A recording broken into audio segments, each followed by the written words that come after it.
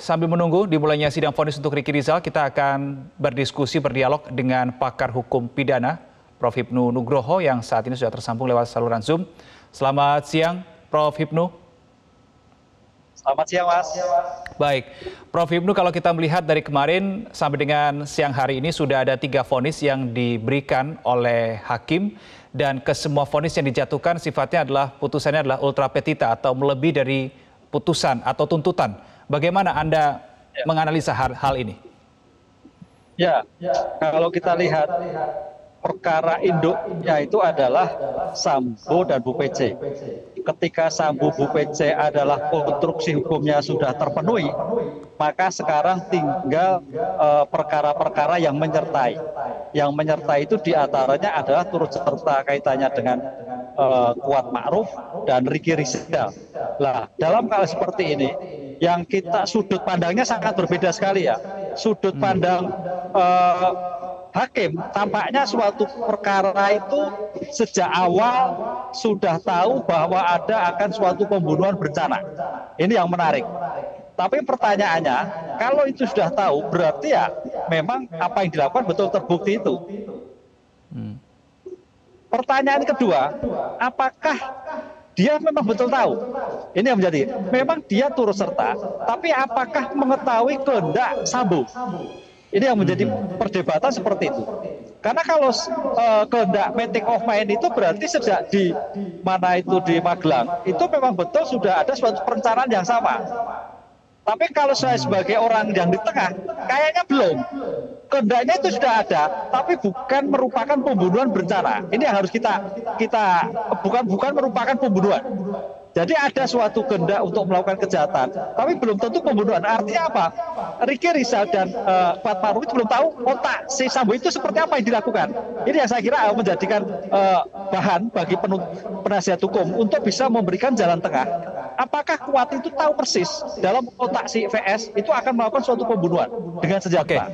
Demikian juga Ricky Rizal, apakah tahu otak si FS itu akan melakukan apa? Ini yang saya kira perlu diuraikan sehingga ada suatu titik keseimbangan antara peran tadi itu sebenarnya perannya sejauh mana? Apakah hanya mengikuti tok yang tidak tahu maksud apa-apa, ataukah hanya ikut karena relasi kuasa atau relasi dengan ada suatu pekerjaan di dalam suatu rumah? Itu masih Prof. Hipnu. Baik, Prof. Hipnu, tapi kan untuk terdakwa Ricky Rizal sebelumnya kan dia sudah ditanyai oleh Verdi Sambo apakah berani untuk menembak Yosua. Kemudian dijawab tidak kuat mental. Tapi dalam konteks ini sebetulnya kan Ricky Rizal sudah tahu apa yang menjadi di pikiran dari Verdi Sambo itu. Ya, betul. Maaf. Kalau Ricky Rizal sejak awal sudah tahu. Tapi kalau untuk Kuat kayaknya masih samar. Dia akan tahu akan suatu mungkin dalam tanda petik membeli pelajaran pada almarhum Yosua, tapi bukan ranah sampai suatu pembunuhan. Bisa jadi seperti itu. Tapi kalau Ricky Rizal, kalau tidak cerita loh ya, kalau Ricky Rizal itu menyampaikan informasi kepada Kuat ya itu baru tahu. Tapi kalau tidak, berarti Ricky Rizal sudah tahu sejak awal. Makanya ini yang paling berat itu Ricky Rizal. Kalau Kuat seolah-olah kalau menurut saya kok bagian dari ART yang hanya mengikuti situasi kehendak majikannya untuk melakukan suatu kegiatan yang akan timbulkan suatu pembunuhan. Jadi otak Kuat belum tentu sama apa yang dilakukan oleh si FS. Kalau Ricky Rizal karena dia sebagai penegak hukum responnya harus jelas. Responnya harus jelas itu. Anda berarti mengatakan sebagai ART Kuat Ma'ruf ini belum tentu ya apa yang ada di isi pikirannya itu sama dengan di dalam pikiran Verdi Sambo. Apakah vonis 15 tahun menurut Anda terhadap Kuat Ma'ruf ini setimpal dengan perbuatannya atau ini terlampau berat? Ya, kalau masalah setimpal dan tidak, karena kita undang-undang menentukan suatu range yang sangat luas. Dari antara 1 hari sampai 20 sampai pidana mati. Jadi karena kita lihat ancamannya. Oleh karena itu kalau melihat dari tingkat kualitas peran serta, saudara Kuat kayaknya terlalu berat. Terlalu berat, Mas. Karena sebagai ART yang mungkin tidak tahu apa yang terjadi dalam otak Rizal, otak Sambo atas suatu pembunuhan. Saya melihatnya seperti itu kan, dia kan ART dan hasil poligraf kemarin kan juga dia ada nilai positifnya apa yang terjadi. Baik. Itu. Oleh karena itu kalau nanti apa itu Kuat itu 15 rendah, berarti Ricky Rizal lebih tinggi nantinya, paling enggak bisa 18 20. Idealnya seperti itu. Oke, berarti Anda memprediksi untuk Ricky Rizal vonisnya minimal lebih berat ya daripada Kuat Ma'ruf antara 18 atau 20 tahun. Kita nantikan nanti bagaimana vonisnya. Tapi begini, Prof. Hipnu, ada hal yang menarik tadi disampaikan oleh Majelis Hakim pada saat bacakan putusan terhadap Kuat Ma'ruf. Ia mengatakan bahwa formasi Kuat Ma'ruf berada di barisan belakang dengan Ricky Rizal. Kemudian Kuat Ma'ruf posisinya di belakang oleh Ferdi Sambo dan Ricky Rizal ini di belakangnya Richard Eliezer. Ini tujuannya adalah untuk mencegah supaya Yosua ini tidak kabur atau menutup ruang bagi Yosua untuk ada pergerakan. Pertanyaannya begini, apakah formasi itu sedemikian rupa hanya dimaknai begitu oleh hakim atau sebetulnya menurut Anda dari bacaan tadi hakim sudah punya alat bukti yang jelas? Formasi itu kalau menurut saya adalah formasi memang betul ada suatu penyertaan melakukan kejahatan. Tapi belum tentu dalam otak si Kuat, karena dia bukan sebagai polisi, mungkin hanya melakukan suatu tindakan pembinaan. Bisa jadi, karena otaknya berbeda. Lain dengan Ricky Rizal sudah ada indikasi pertama untuk melakukan penembakan. Formasi itu betul. Jadi kalau melihat sudut pandang majelis terkait dengan pengungkapan itu dari tingkat Magelang, itu sudah betul. Saya kira kronologi bagus. Memang kalau suatu penyertaan itu harus demikian rupa bahwa ada suatu meeting of mind yang sama. Jadi tidak ada suatu celah apapun untuk melakukan menyimpan dari pada peran serta tadi. Betul. Cuma di sini permasalahannya, apakah betul bahwa Ricky Rizal itu tahu, waktu mau akan melakukan penembakan? Ini yang saya kira untuk perlu dijelaskan. Oke, penembakannya baik. loh, menghajarnya atau iya mungkin melakukan pembinaan, tapi menembaknya saya kira perlu ada suatu pendalaman lebih jauh lagi. Oke, baik. Tadi dengan tegas Kuat Ma'ruf dan juga kuasa hukumnya Irwan Irawan ini senada ya mengatakan akan langsung mengajukan banding begitu. Menurut Anda banding ini nanti akan sama dengan isinya apakah akan sama juga dengan nota pembelaan yang sebelumnya sudah dibacakan atau ada perubahan sedikit, Prof. Hipnu? Bagaimana biasanya? Ya, banding itu istilahnya judek faksi. Judek faksi itu pemeriksaan ulangan. Jadi peradilan di Indonesia itu ada dua peradilan, peradilan negeri dan peradilan banding.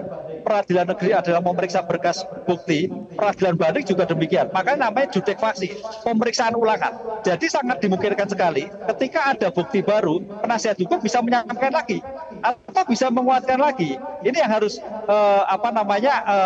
dipahami bersama. Oleh karena itu peradilan banding itu suatu koreksi, Mas. Koreksi apa yang terjadi pengadilan negeri. Sehingga apakah nanti pengadilan banding sepakat dengan pengadilan negeri? Oh, belum tentu.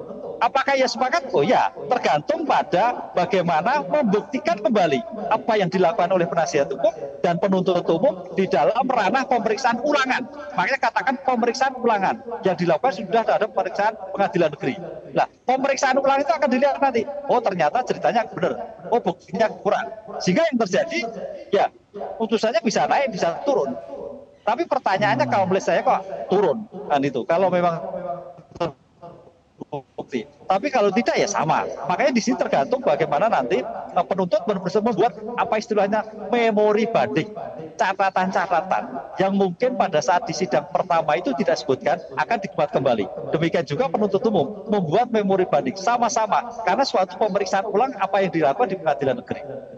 Oke, gitu, dengan kata lain akan ada potensi menghadirkan bukti-bukti baru untuk menguatkan memori banding itu tadi atau seperti apa? Bisa, karena pemeriksaan ulangan, kata kuncinya pemeriksaan ulang, judek faksi.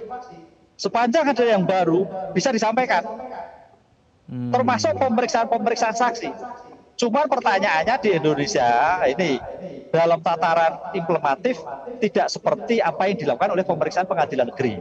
Pemeriksaan ulang kembali. Tapi konsep pemeriksaan ulang itu idealnya ya memeriksa kembali, kan begitu loh. Tapi kalau memang sudah cukup ya data-data akurasi dengan data yang ada diperiksa kembali untuk mensinkronkan apakah pengadilan banding sepakat atau tidak sepakat, atau menambah atau mengurangi. Itu yang saya kira nanti dilakukan di dalam peradilan bandingnya.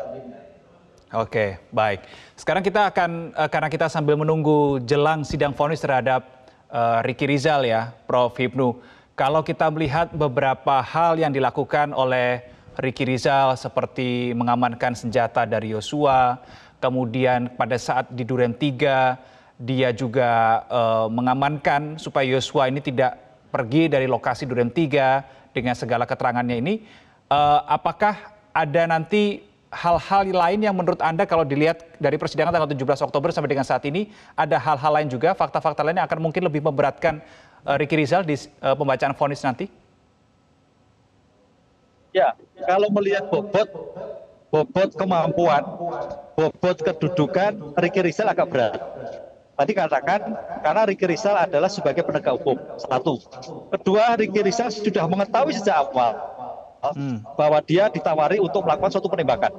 Jadi sebagai seorang polisi, dia sudah paham bahwa akan terjadi suatu tindak pidana terjadi. Oleh karena itu dengan kondisi-kondisi awal yang sudah dilakukan, maka akan cukup berat karena Ricky Rizal tidak mampu mencegah, tidak mampu menghentikan, sehingga sampai pada suatu tindakan. Itu Mas. Oleh karena itu dengan pertimbangan-pertimbangan dia sebagai penegak hukum, kemudian pertimbangan dia sudah tahu sejak awal adanya suatu penyitaan senjata, penawaran suatu penembakan, ya saya kira dia lebih berat Ricky Rizal ketimbang Kuat. Oke, kalau Kuat baik. tidak tahu apa, kalau Ricky Rizal sejak awal sudah tahu. Ini yang membedakan antara Ricky Rizal dan Kuat. So, oleh karena itu tampaknya nanti Ricky Rizal ya mudah-mudahan sama ya, mudah-mudahan sama. Tapi paling tidak kalau di bawah nggak mungkin, di bawah Kuat nggak mungkin, bisa lebih atas. Prof. Hipnu, menyambung pertanyaan saya tadi, apakah ketidakmampuan Ricky Rizal untuk mencegah terjadinya tindak pidana ini berkaitan dengan adanya relasi kuasa antara Ricky Rizal dan juga Verdi Sambo yang jaraknya kita tahu cukup jauh begitu ya kepangkatannya? Iya, jadi kalau kita melihat kasusnya terkait Pak Verdi Sambo itu, baik R, baik K, baik termasuk yang obstruction of justice itu tidak lepas dari relasi kuasa. Apalagi kalau Kuat adalah relasi majikannya. Dengan demikian apa yang dilakukan oleh atasan, mau tidak mau tidak ada kemampuan untuk mencegah, menghindar atau mengingatkan. Itu yang sangat agak keliru di era sekarang. Harusnya sebagai bentuk evaluasi ke depan. Ketika ada tindakan-tindakan yang melanggar hukum, seorang bawahan adalah diwajibkan memberitahukan. Itu yang kita lihat di dalam Perkap Kapolri juga ada itu. Ketika perintah tindakan mengetahui ada suatu tindakan, makanya pertanyaan kemana perdebatannya kan ada delik pembiaran. Pembiaran itu mengetahui berbuat tapi tidak berbuat, kan konten delik ominis. Delik berbuat atau tidak berbuat, ini yang menjadikan perdebatan apakah bisa diterapkan. Ya, ini sangat bisa sekali menurut saya. Oleh karena itu dalam konsep terjadi suatu tindak pidana, dan bagi siapapun orang ketika ada suatu kejahatan wajib melaporkan, wajib menghindarkan, sehingga tidak sampai terjadinya suatu pelaku tindak pidana. Ini saya kira hikmah yang dipetik dari kasus ini bagi siapapun yang mengetahui suatu tindak pidana, bagi siapapun yang ada dalam suatu TKP untuk segera keluar dari suatu tindakan, sehingga tidak tersangkut dalam suatu masalah hukum yang terjadi oleh siapapun dalam suatu perkara yang bersangkutan. Itu makna yang sangat penting, begitu Mas menurut saya seperti itu. Baik. Prof. Hipnu, pada saat bulan Januari 2023 di dalam tuntutannya, jaksa ini menyebutkan ada beberapa hal yang memberatkan Ricky Rizal, tapi ada juga hal-hal yang meringankan untuk Ricky Rizal. Dari perspektif Anda, seberapa signifikan hal yang memberatkan dan meringankan ini bisa berdampak pada putusan hakim nanti? Kalau melihat dari kasus ini, kayaknya hal yang meringankan agak tidak berdampak, Mas. Karena kita melihat ibarat suatu analisis batang suatu riset, itu inti utamanya Sambo dan Bu Pece itu sudah berat. Sudah berat. Jadi oleh karena itu kalau sudah berat, putusan itu paling tidak jomplang nantinya. Pasti tidak jomplang. Ada suatu degradasi, tapi tidak terlalu jauh.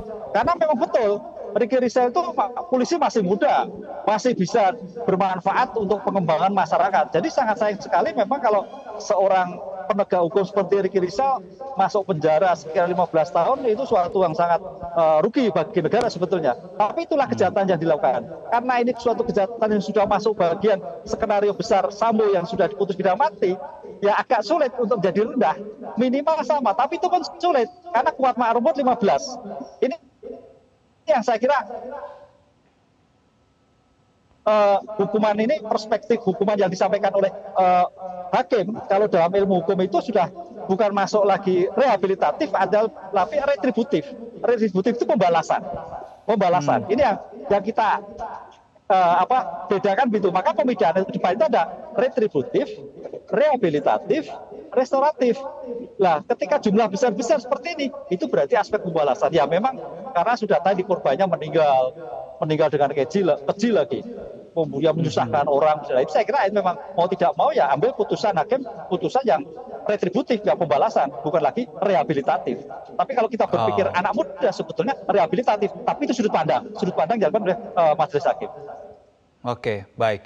Berbicara soal hakim, Prof. Hipnu, ini tadi juga bisa dikatakan ini dikeluhkan ya oleh Irwan Irawan, kuasa hukum dari Kuat Ma'ruf, bahwa kita lihat dari persidangan Verdi Sambo kemarin, kemudian Putri Chandrawati, dan terakhir adalah Kuat Ma'ruf.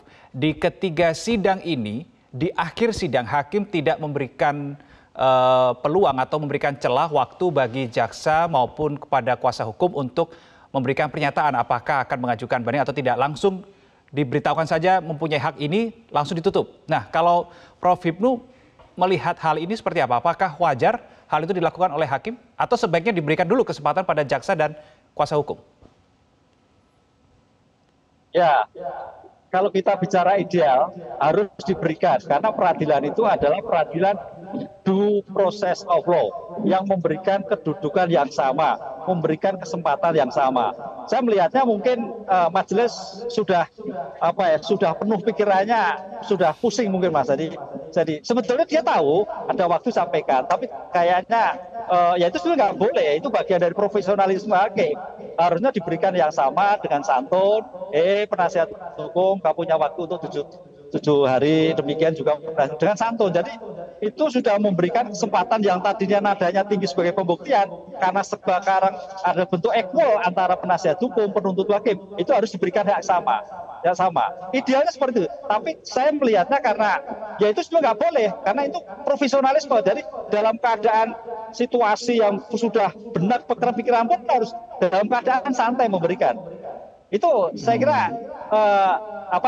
situasi psikis, Mas. Situasi psikis yang sudah berhari-hari sehingga tidak sampai memberikan pada suatu yang kontrol yang jelas tapi dalam keadaan cepat. Nah itu ya koreksi bagian dari persidangan yang betul-betul harusnya tidak seperti itu.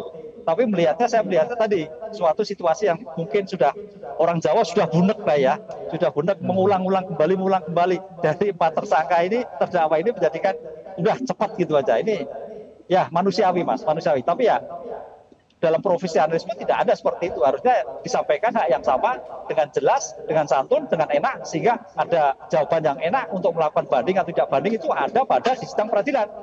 Ataupun kaitannya dengan pikir-pikir disampaikan dalam bidang. Jadi tidak terus lari, enggak, jangan. Enggak, saya kira kurang pas itu. Ya, kurang pas, tapi itu yang terjadi sejak kemarin sebetulnya, Prof. Hipnu, tanggal 13 Februari dan terjadi lagi pada hari ini tanggal 14 Februari di sidang Kuat Ma'ruf. Dan tentunya kalau menurut Anda seharusnya ada waktu yang diberikan oleh hakim kepada jaksa dan kuasa hukum untuk memberikan pernyataan, untuk banding, menerima atau pikir-pikir, maka sebaiknya kita tunggu itu terjadi di sidang vonis Ricky Rizal dan juga Richard Eliezer untuk esok hari. Tapi begini, Prof. Hipnu, kalau kita mengandalkan tadi Anda mengatakan bahwa ini sudah jenuh begitu ya hakimnya. Tetapi apakah ada potensi, karena ini kan mengingat ini vonis terhadap kasus yang sangat didapatkan atensi besar begitu dari masyarakat, bahkan oleh pemerintah begitu ya. Apakah karena ada tekanan tertentu menurut analisa Anda sehingga hakim sampai sempat melupakan keprofesionalnya, tidak memberikan waktu untuk jaksa dan kuasa hukum? Ya, kalau tekanan saya kira memang dalam situasi peradilan apapun, dalam dunia peradilan sebagai pengadil ya, hakim lah pengadil. Tekanan itu pasti ada, tekanan internal, tekanan eksternal. Dan itu dari kajian-kajian sudah pasti ada. Cuman permasalahannya tinggal kuatnya aja, kuat iman, kuat mental. Nah, saya melihatnya Majelis Hakim Sambo itu kuat mental dan kuat iman, gitu loh. Kuat mental, kuat iman. Jadi berani memutuskan yang di atas bayangan semua orang, ya. Kalau perspektif hukumnya oke, itu betul. Tapi ketika menentukan berat ringannya itu kita akui luar biasa. Berani tinggi kan itulah. Nah sekarang pertanyaannya, dalam keadaan situasi peradilan yang rutin, memang ada hal yang sampai mungkin ada yang terlewatkan. Ada yang harusnya disampaikan dengan santai, dengan lega. Tapi karena kondisi yang mungkin sudah capek, kondisi yang sudah pusing, ya, itu faktor manusiawi. Tapi itu nggak boleh sebetulnya. Nah itu nanti ya KAY yang melihatnya, kaitannya profesionalisme ataupun Bawas lah yang melihat, harusnya nggak seperti itu kan gitu loh. Karena di dalam KUHP ya kita kembali pada aturannya. Ketika putusan dijatuhkan, kan itu hakim wajib memberitahukan haknya baik kepada penuntut umum atau penasihat hukum ketika akan mengajukan upaya hukum, ketika mengajukan banding atau ketika akan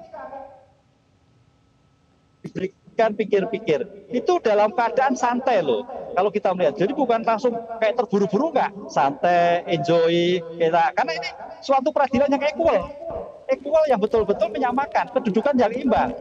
Nah, ini yang saya kira memang dari teman-teman ini pengamatan ini suatu bagus bagi evaluasi ke depan bagi teman-teman hakim ketika situasi keadaan siklus apapun, konsep due process of law yang terkait dengan runtutan suatu persidangan harus diberikan dengan situasi yang baik, dengan nada yang baik, dengan senyum yang baik. Nah, itu merupakan profesionalisme. Begitu, Mas. Baik, ada catatan untuk hakim. Semoga ini berubah ya di sidang vonis untuk Ricky Rizal dan juga Richard Eliezer.